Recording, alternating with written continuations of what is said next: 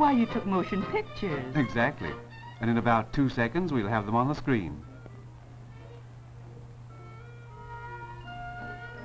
I don't think many of us realize the years of skill and the labor that go into the making of fine ware. So for a permanent record, I took this film as I went through the... Why, you took motion pictures. Exactly. And in about 2 seconds, we'll have them on the screen. I don't think many of us realize the years of skill and the labor that go into the making of fine ware. So for a permanent record, I took this film as I went through the... Why, you took motion pictures. Exactly. And in about 2 seconds, we'll have them on the screen. I don't think many of us realize the years of skill and the labor that go into the making of fine ware. So for a permanent record, I took this film as I went through the... Why, you took motion pictures. Exactly. And in about 2 seconds...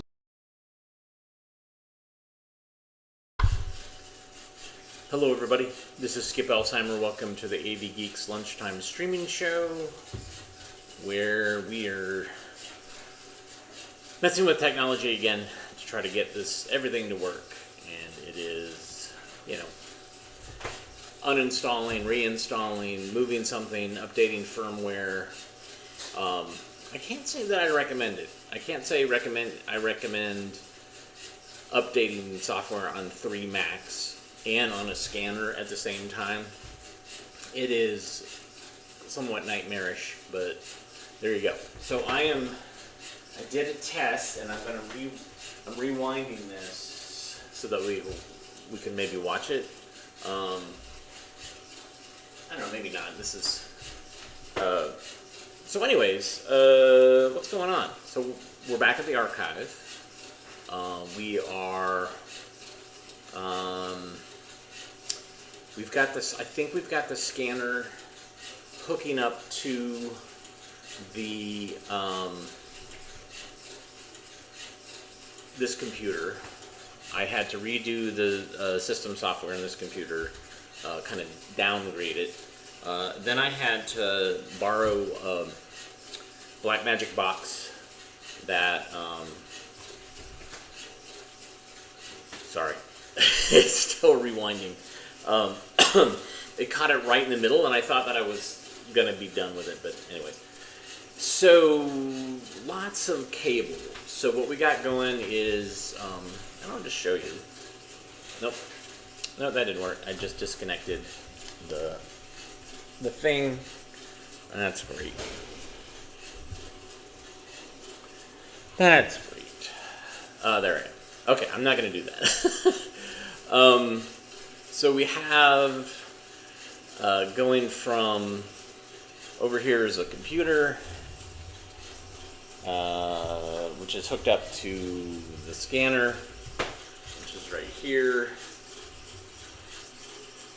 which then goes to a box, which maybe I can hold it up without damaging things, which is right here. And then that's going into the computer, and then that is being broadcast via OBS. So there are lots of tubes and pipes, and every one of these has an opportunity to fail.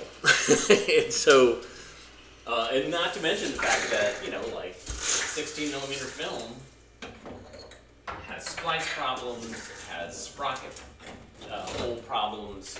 There's all these things that could be happening to make us not be able to watch what we want to watch. So, let me go ahead and thread up this, and being off-site afforded us the luxury of being able to scan stuff first and then know that it has been scanned properly and then sending it to you. And so I think in the future we're going to have a blend of that. So we'll scan a couple of films a day, but ultimately we'll have some that we've already pre-scanned. It's like a cooking show where they put it in the oven and then they pull out one that they already baked. That's the plan. Okay. Where was it? Less talk, more rock. I know. So let me go ahead and do this.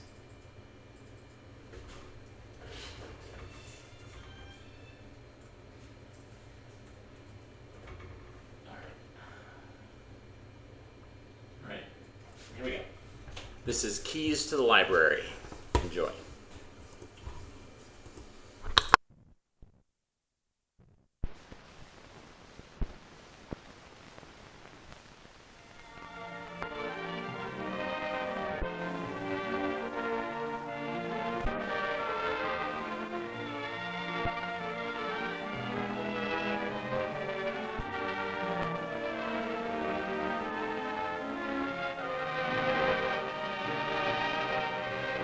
A large community college.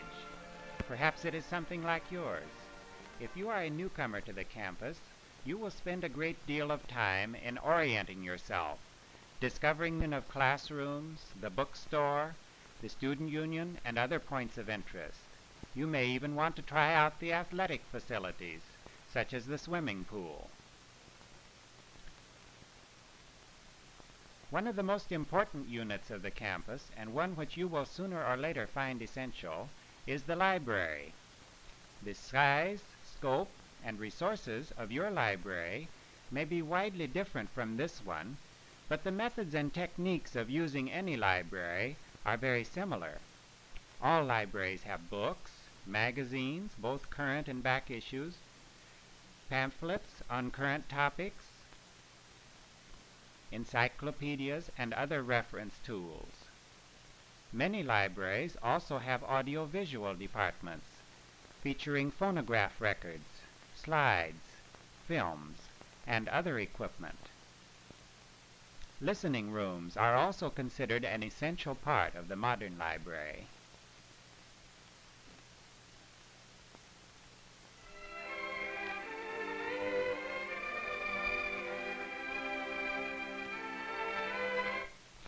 The question is, how can you, a new student, use the library to best advantage?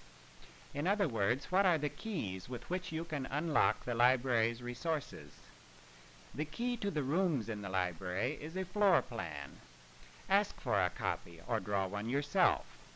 Find the card catalog, the reading rooms, the circulation desk, the offices, and the book stacks. The key to the books in the library is the card catalog, which indexes alphabetically all the materials in the library. Suppose you need They Came Here First by McNichol, and you know the author's name. Go to the M tray of the catalog and look for the card listing this author under his last name. Here it is. Now examine this card in detail for a moment to see just what it tells you. The number in the upper left-hand corner of the card is vital, since it identifies the book and gives a clue to its location in the stacks. This is the call number. The decimal number on the top line classifies the book by subject. This scheme of decimal classification, invented by an American librarian, Melville Dewey, is now used in most libraries. By this system, all fields of knowledge are arbitrarily divided into 10 main classes. It might be well for you to memorize these 10 main divisions. For instance, the book you are seeking is classified in History, 900, in the subsection 970, North America. The lower half of the call number, known as the author number, is used in some libraries in order to bring together all books with the same decimal number into alphabetical order by author. What else does the author card tell you? First, the full name of the author and his date of birth. Then, the exact title of the book, the place of publication, the name of the publisher, and the date of publication. The next line describes the book physically. For example, the number of pages, its size, and illustrations. At the bottom of the card is the tracing, or the list of other cards filed in the catalog for this book. If you had known only the title of this book, They Came Here First, you would have gone to the T tray of the catalog. Here is the title card. If you had forgotten both the author and title of the book, but remembered that it was something about American Indians, you would look under that subject in the catalog.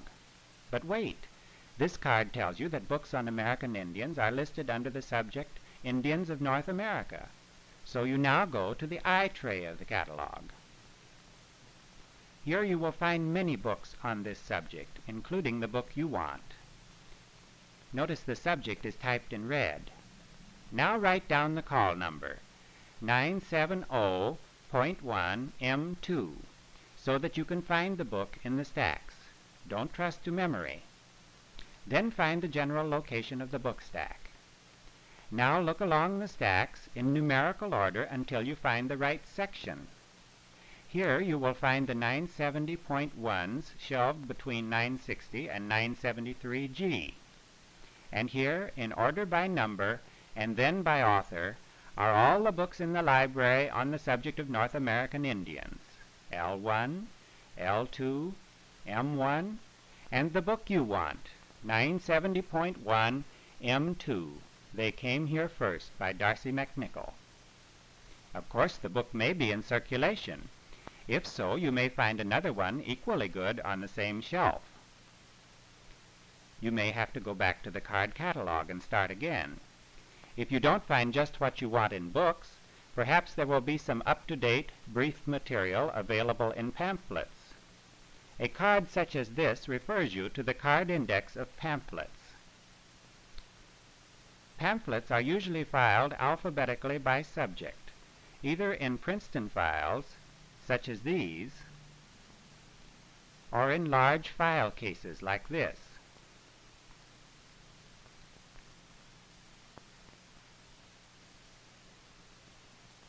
The key to magazine articles is the Reader's Guide to Periodical Literature and other printed indexes, which regularly index many magazines by subject.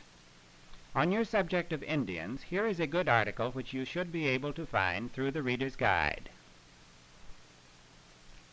Sure enough, by looking in a recent issue of the Reader's Guide under the subject Indians, subhead Civilization, you find this listing. In abbreviated form, it tells you that the article has illustrations and maps, the name of the magazine, the volume number, the inclusive page numbers, and the date, October 1950. Copy down all this information before you ask for the magazine. This is a list of all the magazines indexed in Reader's Guide, but you must find out if this particular magazine is in your library. Here you see that the library does subscribe to natural history. Your library will probably have the back issues bound in annual volumes. Twice a month, Reader's Guide is published in small paper-covered issues like this. Then at frequent intervals, larger numbers include several previous issues, as well as new articles. These are called cumulated numbers. Once a year, all the numbers are combined into one large volume. At intervals, these annual numbers are combined into still larger volumes, covering from 2 to 5 years. Remember, in searching for current topics in the Reader's Guide, start with the latest paper-covered issue and work backwards, looking in every one. For topics relating to a particular period, look in the volumes covering those dates. For example, for articles on the transatlantic flight of Charles A. Lindbergh in 1927, you would look in Volume 7, covering the years 1925 to 28. Many libraries have a complete file of the Reader's Guide, dating back to the first issue in 1900.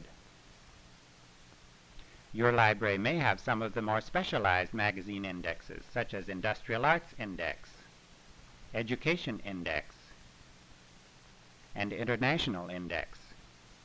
The arrangement and method of publication of all these is similar to that of Reader's Guide. The key to brief introductory information on any subject is an encyclopedia. The Encyclopedia Britannica is kept up to date by annual yearbooks, and the same is true of the Encyclopedia Americana. Compton's Pictured Encyclopedia and the World Book feature a simpler, more readable style and many illustrations. The Lincoln Library is typical of a one-volume encyclopedia. Don't forget to consult the index volume of your large encyclopedias. Here, for example, if you are looking for picture writing, you find a reference to pictography.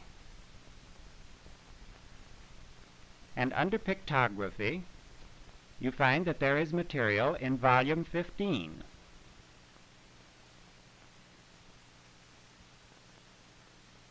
Here in volume 15 of the Americana, under the subject of Indians American, is the article on pictography which you found listed.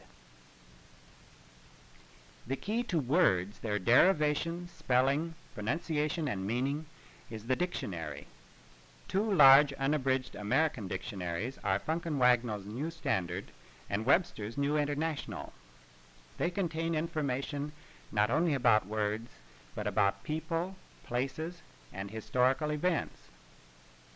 The arrangement of the text in the two unabridged dictionaries is different. In the New Standard, all words, including proper names and places, are listed in one alphabet. The most current meaning of each word comes first, with other definitions listed in order of use. In Webster's, each page is divided into two parts.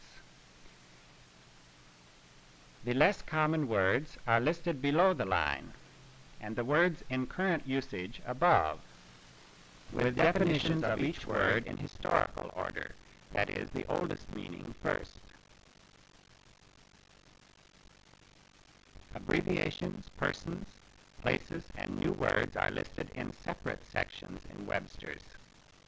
You will also find many smaller dictionaries, such as the college editions of Webster and the New Standard, the American College Dictionary, Winston's, and others. The key to information about people is a biographical dictionary. For well-known Americans no longer living, look in the Dictionary of American Biography. For Englishmen no longer living, use the Dictionary of National Biography. For present-day personalities, there are many sources. For Englishmen, Who's Who.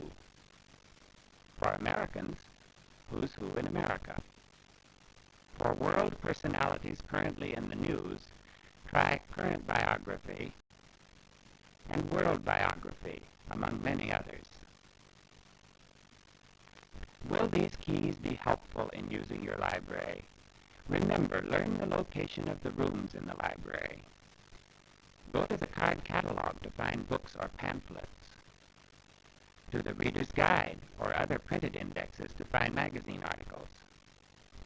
To the encyclopedia for quick reference. To the dictionary for information about words. To a biographical dictionary for short articles about people. And when in doubt, ask your librarian.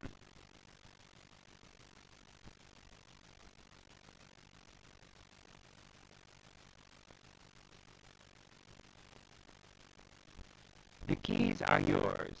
Use them. Your library stands ready to help you whenever you need information or a book to read for pleasure. These words of Thomas à Kempis are good to remember. If thou wilt receive profit, read with humility, simplicity, and faith, and seek not at any time the fame of being learned.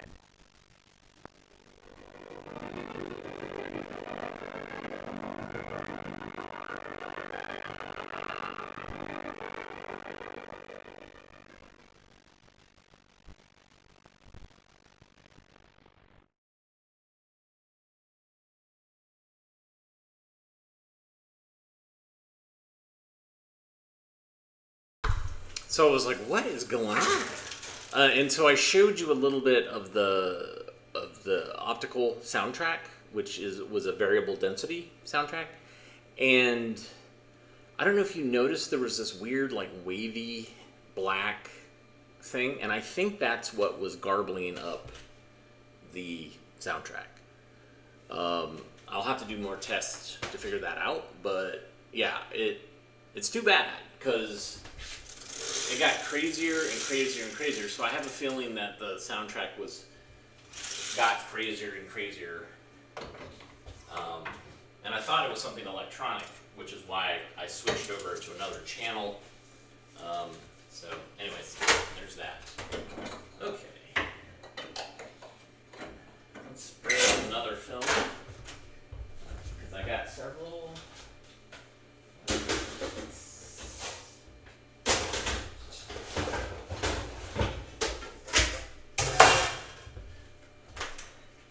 This one is Cathedral City. We will see what this is.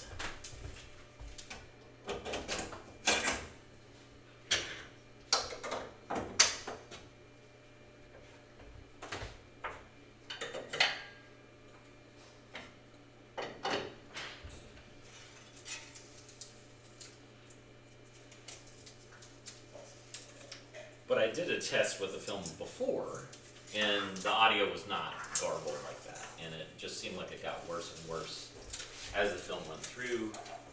So there you go. And maybe, like I said, maybe at some point I will have another webcam that won't blink out, and you can see what we're doing. Okay.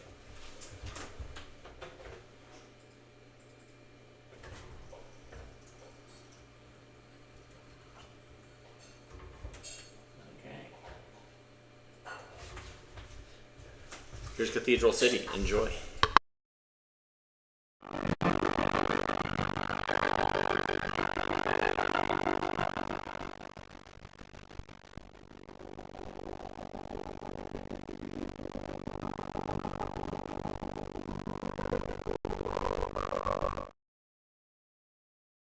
All right, there's a problem. I don't know what is going on. I'm going to take this out real quick. Put it back in. Always something. Let's try it again.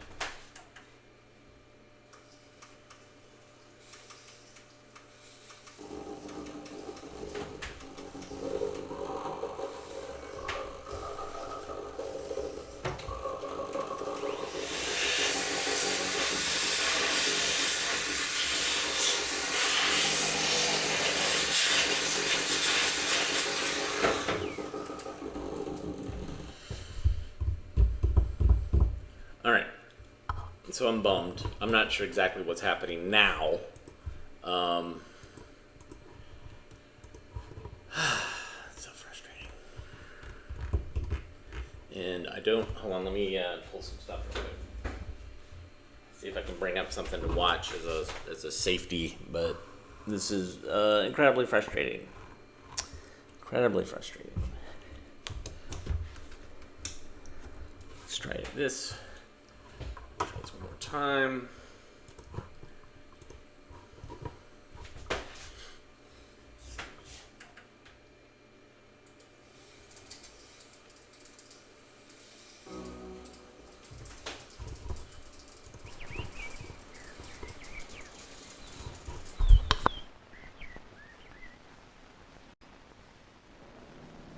To the traveller approaching Canterbury, the city is dominated by the great cathedral, which rides above the houses, thrusting its towers and pinnacles into the very clouds.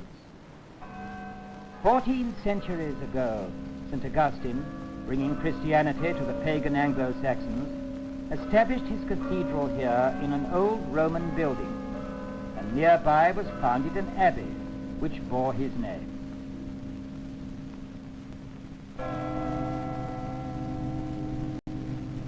In all medieval cathedrals, the perpetual adoration of God was the duty of the monks, and was carried on regardless of the presence of any congregation.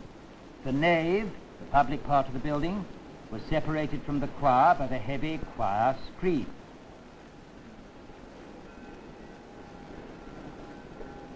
But Canterbury became a famous holy place, especially after the murder of Thomas Becket. Tales of miracles at the Saint's shrine brought a stream of pilgrims from all parts of England, and even from beyond the seas.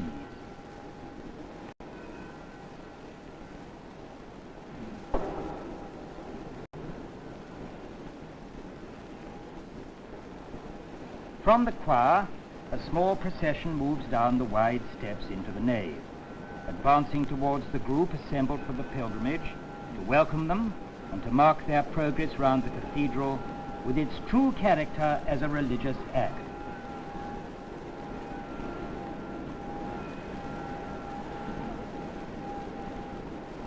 Today, the pious English, as they once were known in Europe, still journey to Canterbury to worship, to admire its glories, some to join the actual pilgrimage which still takes place on certain days, maintaining a tradition already old when Chaucer wrote his Canterbury Tales.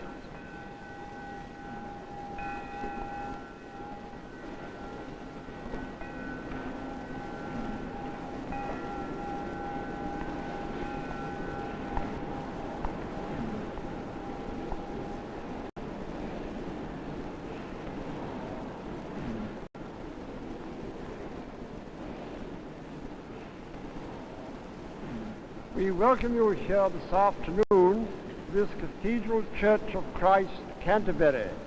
You come as pilgrims. Now, pilgrims, of course, are travelers to some holy place, and this indeed is a holy place. For generations past, tens of thousands of people have come here, say their prayers and to praise God. Whether the traveller to Canterbury joins the traditional pilgrimage, moving from station to station, whether he joins the many groups which wander freely through the great building, he will learn that the cathedral has a real life of its own, and that every stone, window, and tomb is bound up with the history of the English church and nation. For centuries, the Archbishops of Canterbury, primates of the English church, have sat in St. Augustine's chair for their enthronement. In the choir is the visible sign of this church's title of cathedral, the Archbishop's throne, or cathedra. Nearby stands the princely tomb of Archbishop Chichele, one of the 48 Archbishops of Canterbury buried in the cathedral.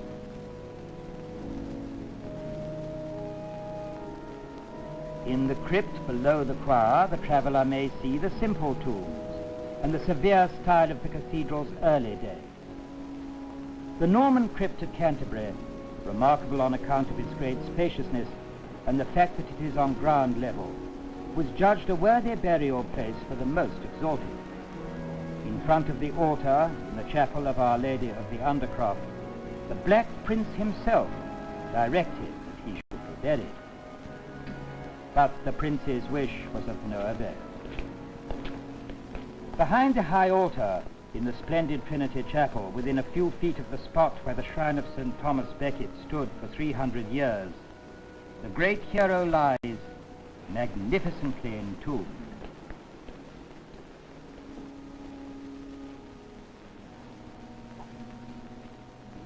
The death of Archbishop Becket, struck down on this spot in the year 1170 by 4 knights of King Henry II, transformed Canterbury from a comparatively unknown town to a centre of European pilgrimage. And this, Mercery Lane, marked the end of the pilgrim's journey. If those medieval pilgrims could return, they would find that though the cathedral's influence on the city has changed with the passing of the years, the figures and institutions of the city have altered little. There are still the inns that once housed them, the marketplace, the old hospital. The surgeon has succeeded the barber, the policeman the night watchman, but they are heirs of a long tradition. Life in the cathedral city has a varied pattern, reflecting all sides of men. The scholar uncovering the past, the students looking to the future, the men of affairs busy with the present.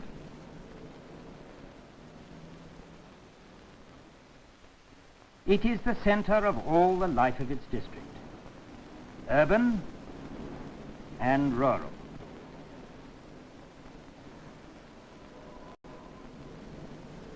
In the town itself, the cathedral disappears, but its influence is seen in the names of antique shops, bookshops, and tea rooms, and in the occasional glimpses of ecclesiastical garb.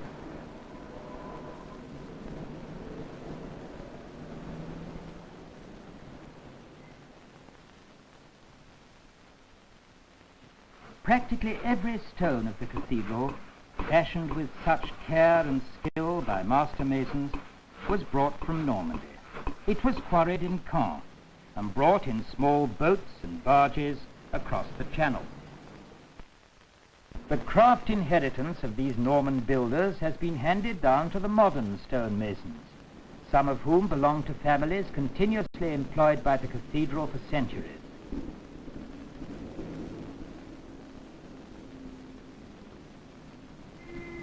Every day, as soon as the sound of the little bell begins for the chapter, the brethren who are elsewhere in the minster are to come into the choir. So runs the ancient rule of the Norman Archbishop Lanfranc. Obedient to the summons, the clergy gather for morning service. The precentor, for example, who has charge of the choir and the music, and the dean, preceded by his verger, as befits the dignity of his office, at the head of the cathedral body.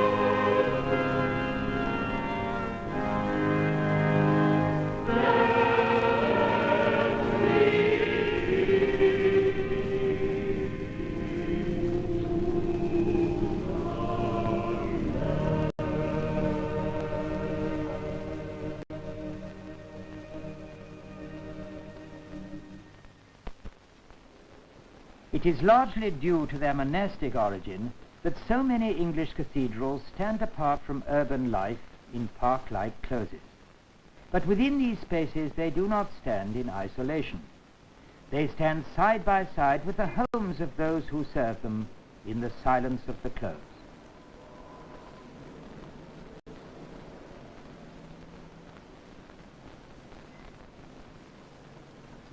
Side by side with cloisters, where the monks passed much time, with chapter houses where the brethren met daily, and with schools. For although writing and literature had found a home in the monasteries during the Dark Ages, yet as time passed, intellectual life ceased to be controlled directly by the church, and many secular schools and colleges were founded. At Canterbury, King's School, having existed since the 7th century, is probably the oldest in England.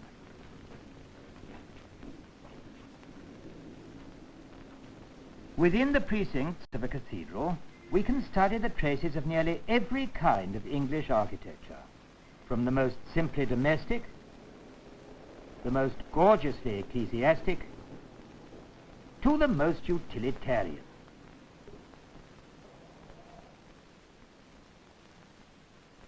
On the site of part of the old infirmary is the school where the choristers of the cathedral choir are educated. These boys do the same sort of lessons, have the same sort of hobbies as boys in other schools. They are ordinary boys who happen to have good voices and to love singing. Of course, special attention is paid, in a choir school, to the teaching of music and singing, and in this way, such schools recall the great part that the church has played in the history of music.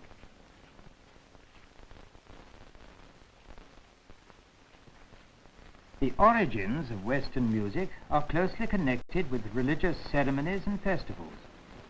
By the 15th century, the church had brought music to a fine art, but this music was entirely choral. Its effects were achieved purely by voices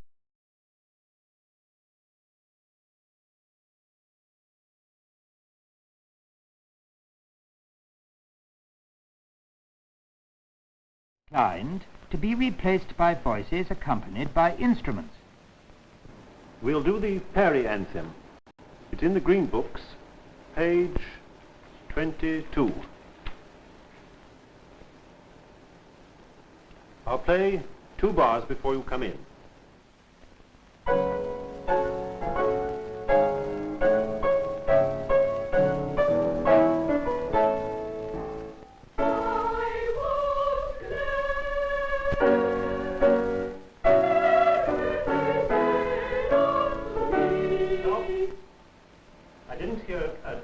Crescendo on the word glad, and I didn't hear a good D on the 4th beat. What's a nice crisp D? The bar you come in now. Up 2 beats. 1, 2.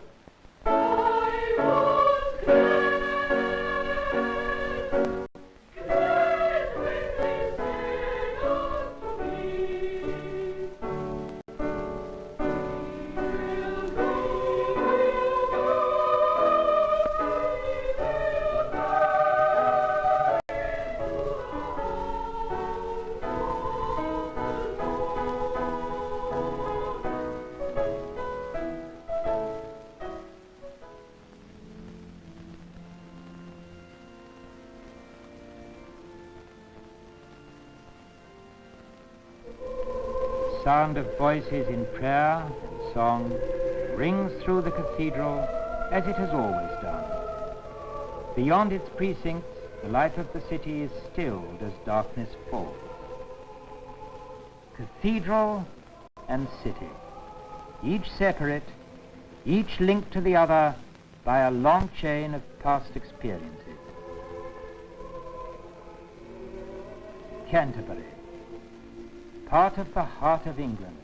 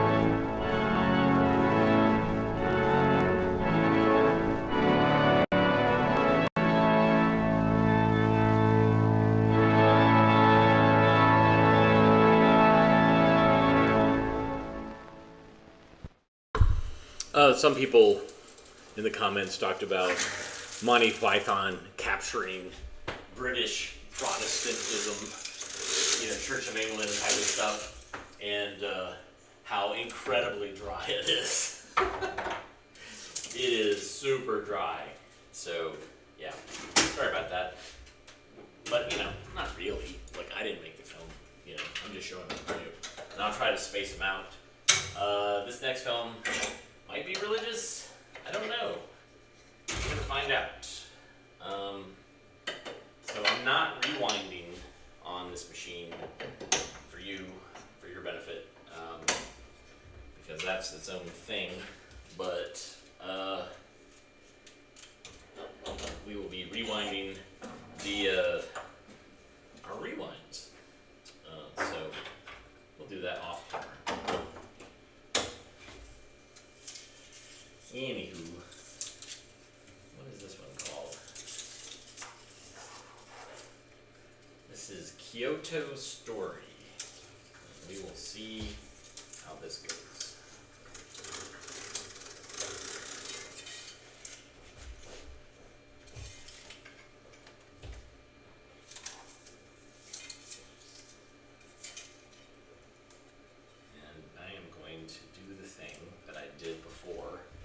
I'm going to pull this and then put it back in. Hopefully that will reset. And I'm going to try again to do a little bit something different. We'll see.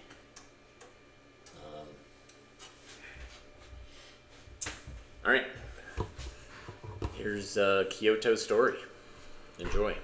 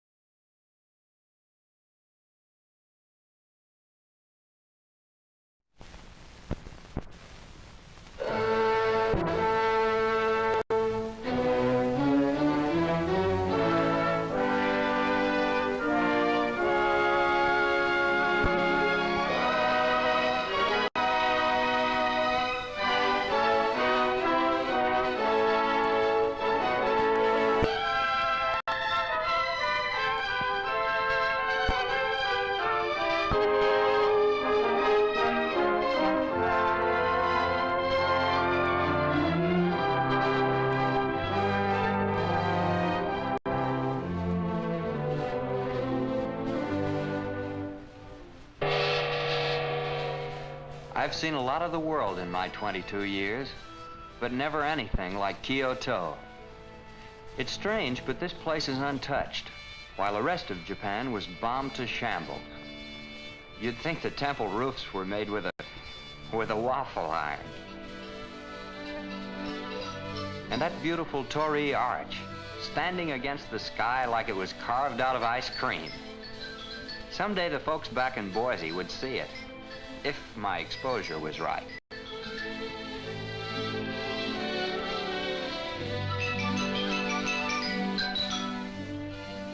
It's the Japanese theater that really gets you. You have to blink your eyes to believe it. Ever shuffle back through the centuries in a pair of sandals?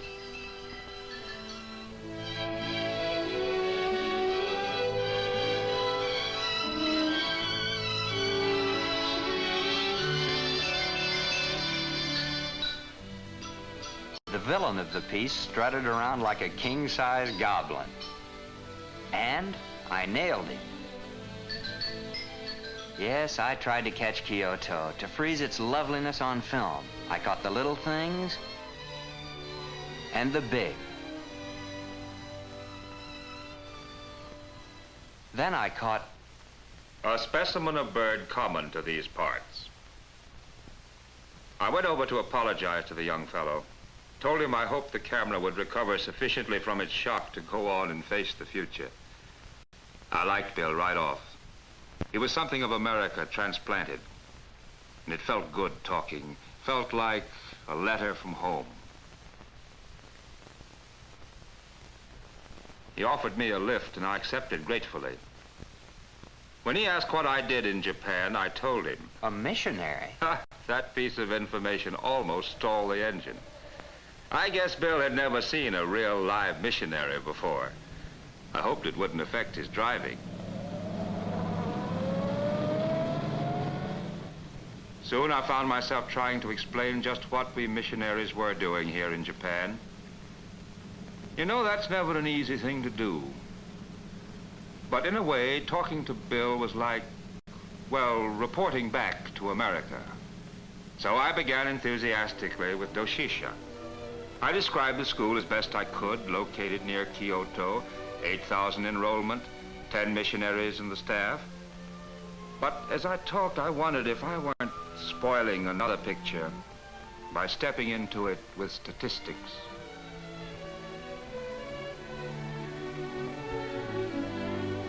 Yet, how does one describe a primary school class in English? Describe it as it actually occurs at Doshisha.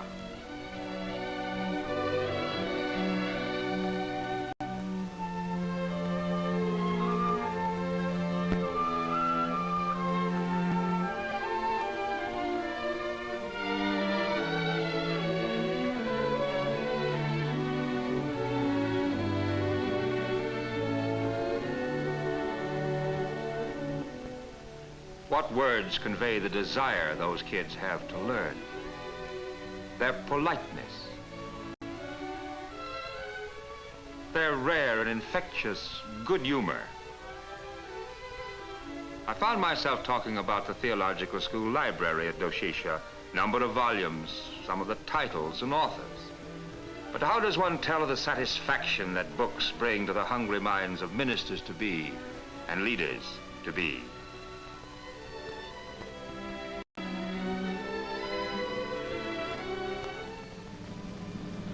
Back home, I remember our pastor saying something about mission work with farmers. Does that still go on? Encouraged by the question, I tried to give Bill a verbal picture of our rural evangelism program. I tried to take him out into the field, so to speak, with a fellow like Bill McKnight. Tried to show him how we endeavored to increase the efficiency of the Japanese farmer so that desperately needed food could be raised to help his country and himself.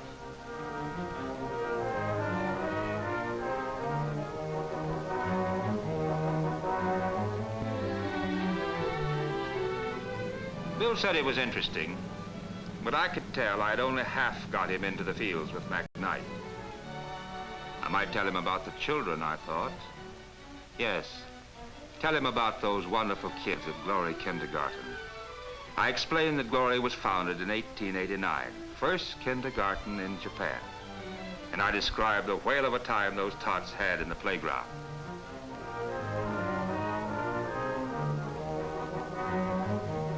But if only I had known how, I could have made that little Glory classroom come to life. I'd have taken Bill on tiptoe into a corner of the room, as I've often done, and quietly watched.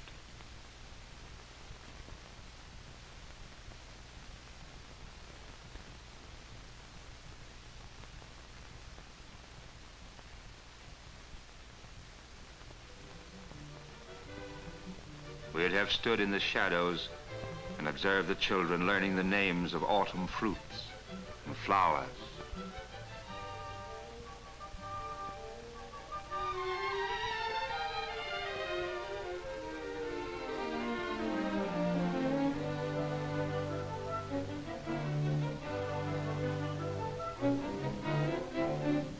I was enjoying the ride with Mr. Grant, though he seemed to be trying awfully hard to find the right words. Like when he told me about Kobe College. Founded in 1875, we have 11 missionaries on the staff. It's a school for girls, Bill. That is, it's so much more than a school in our American sense of the word.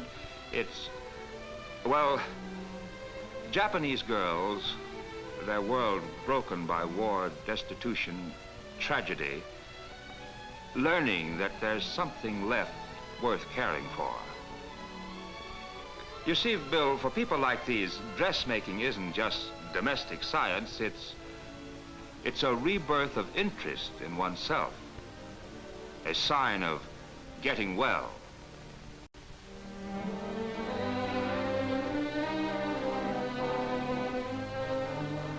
We're trying to provide these girls with the recipe for establishing Christian homes. The way trees are planted in barren places for the prevention of floods. That's it, Bill. Christian homes are the roots we plant in the wasteland. They're the topsoil from which a sane and happy nation grows. I guess the old ways are dying out. I mean the old Japanese customs. I told him about our classes in Japanese etiquette at Kobe. Told him if he ever got up that way to bring his camera.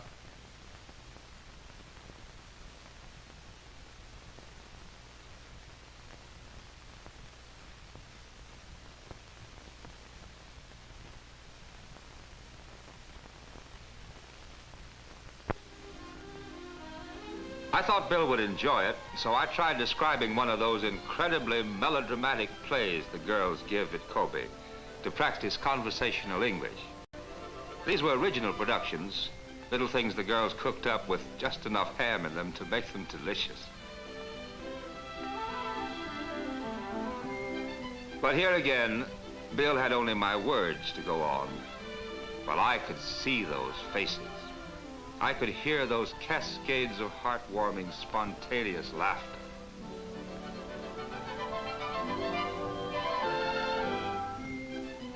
I wonder how you go about describing the rhythmic cadence of 100 girls exercising against the backdrop of multicolored mountains and soaring sky.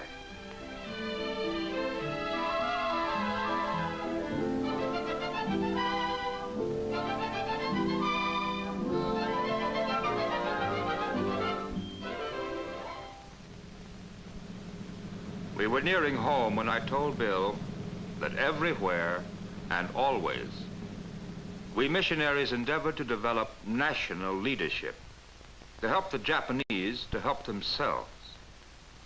That was an ideal for our people, not only here, but in every corner of the world. And so ended my report to Boise, Idaho. Well, looks like the end of the line, Mr. Grant. It's that house ahead, number 1.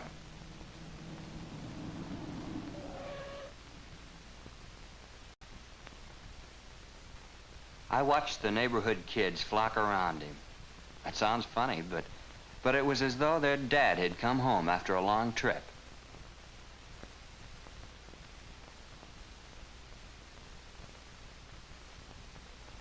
He invited me in, but I excused myself. I was overdue at the barracks.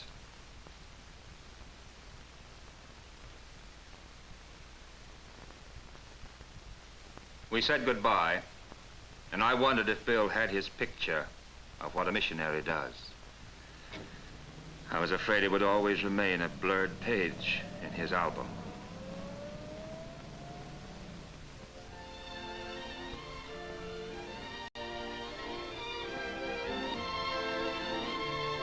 Next morning, Jean and I began our day as usual.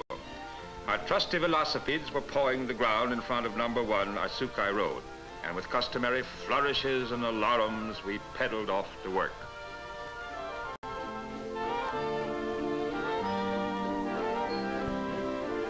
We paid our regular calls on old friends along the way. As usual, I paused to evaluate the weather with Heido, the venerable fellow who braided straw rope at the roadside.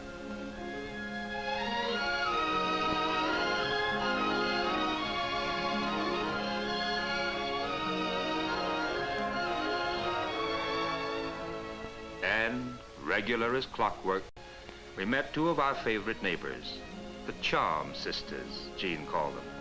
They were always overjoyed to see us on the bridge because it meant they weren't late for school. Soon we plunged into the center of Kyoto, and yet, even at the heart of commerce and concrete, we found the color, the charm, the graceful good humor that is never lacking in Japan.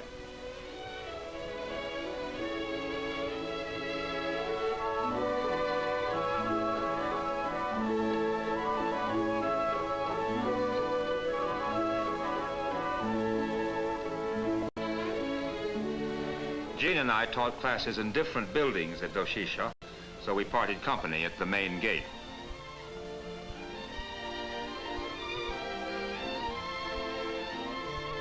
My bicycle was well aware of my schedule, and it picked its way confidently among the buildings. It set its sights on the middle school for girls, where I had an 8 o'clock class in English.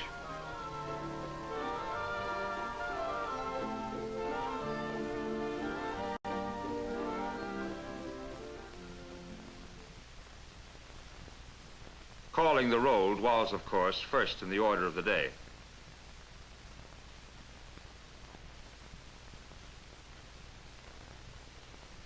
One girl brought me a note explaining her neighbor's absence. I filed it away for future reference.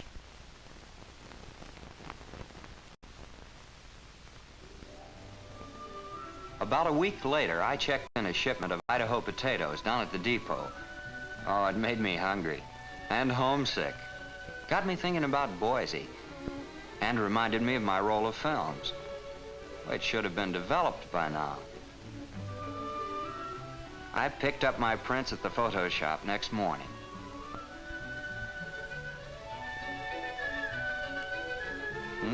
Not bad. Not bad at all.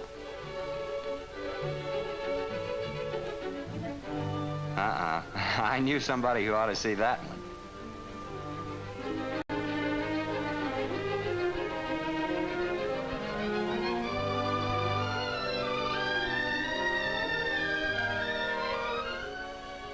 Mr. Grant had a visitor, pretty little girl. I guessed she was one of his students. Everybody bowed and bowed, like they always do out here.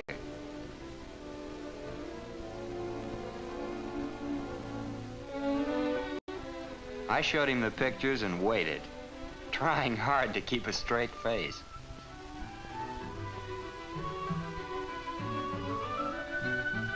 Good heavens.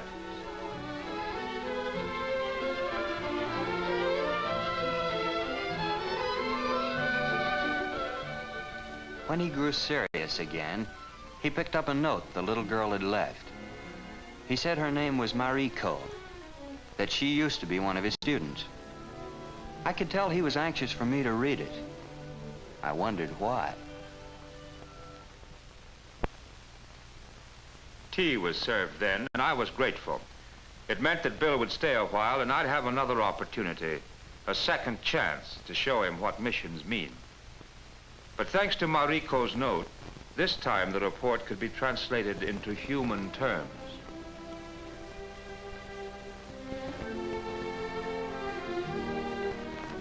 The note told a story about this girl called Mariko. She'd been absent from school, sent her address with a friend, and Grant went to her house to find out what was wrong. The family was poor, terribly poor. Grant knew their history. Father killed in the war, mother tubercular. And now he learned Mariko had been forced to drop out of school and find work. She was asleep in the inner room, for she worked from dusk to dawn at a glass factory on the edge of town.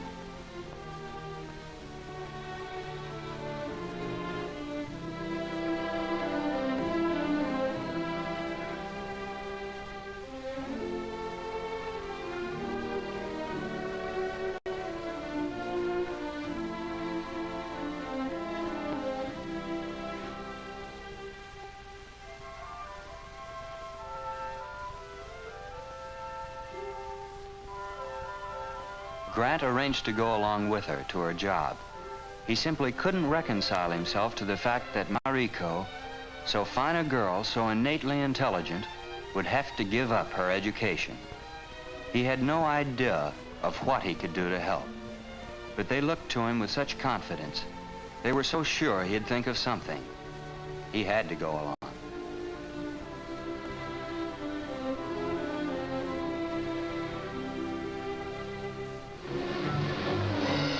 Inside the factory, I stood aghast, floating in a black corner of space unknown to the sun, adrift on a fragment of hell. My ears were choked with the racket of clanging machinery. and I saw ghost-like figures silently at work. There was no room for laughter, for silence, for sanity. I thought of Mariko asleep all day and working here all night. How could she help but wilt and die of it?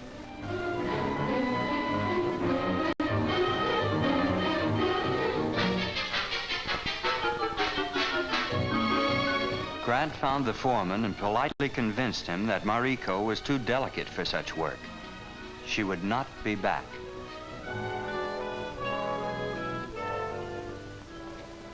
He looked after the family for a few days and then took Mariko to a neighborhood bookshop.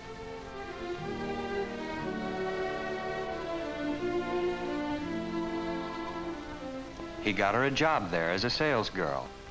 If the child couldn't attend school regularly, at least she could spend her days in the warm, friendly company of books.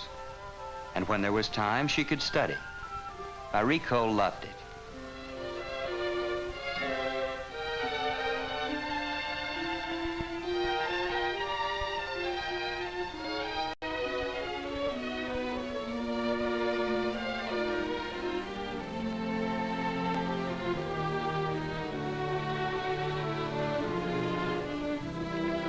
The note went on.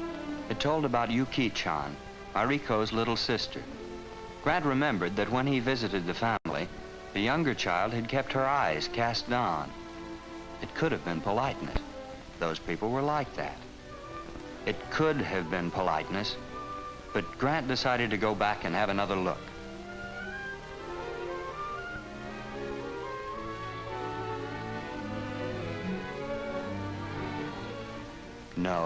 No, it wasn't politeness. It was trachoma. The child was going blind. Was she being treated? What was being done for her? Nothing. No money. Nothing.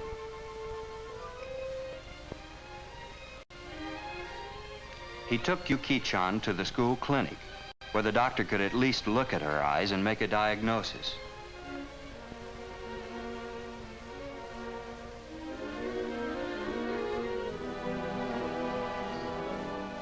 Grant's worst fears were confirmed. Trachoma, advanced stage. The doctor had virtually no medicine, but even if he had, it couldn't help Yuki-chan. It would take sulfa, rare and precious sulfa. Sulfa or the loss of sight for the child.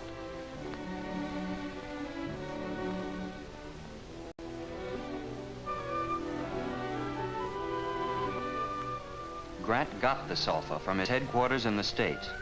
Got enough for a dozen Yuki-chans. I knew then that missionaries meant... Bringing hope to the hopeless, Bill. Only God's help and the help of Christians at home make it possible.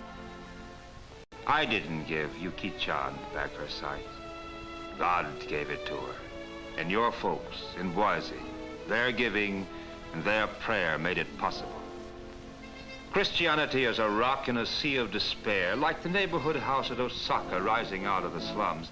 Can you understand what it means to destitute mothers, war widows to come here? They've learned that something is left in the world now that the bombers have passed. Christ is here, and he holds out his hand to the helpless. He loves them and their poor, hungry, sickly children. His love gives them life. His love gives them life.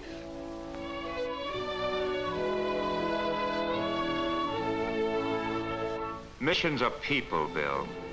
The Marikos and Yuki-chans. The mother at a pyramid of pablum who wraps her measure of Christian generosity in a shawl and goes away knowing that God is in the world.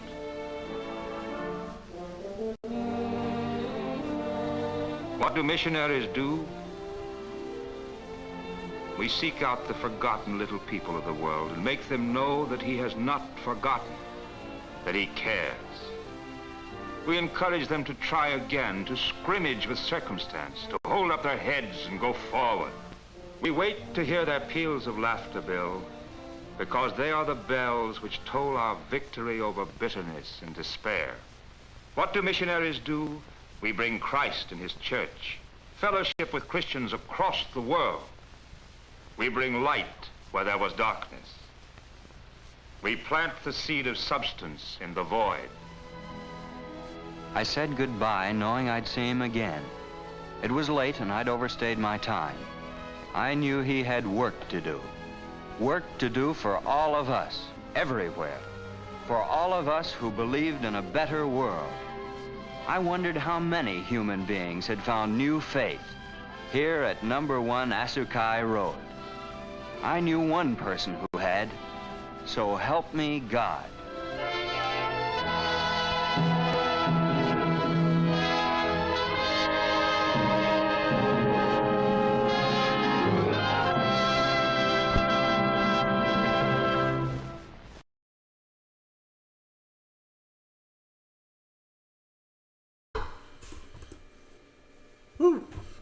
All right. People are showing up to watch Gremlins 2.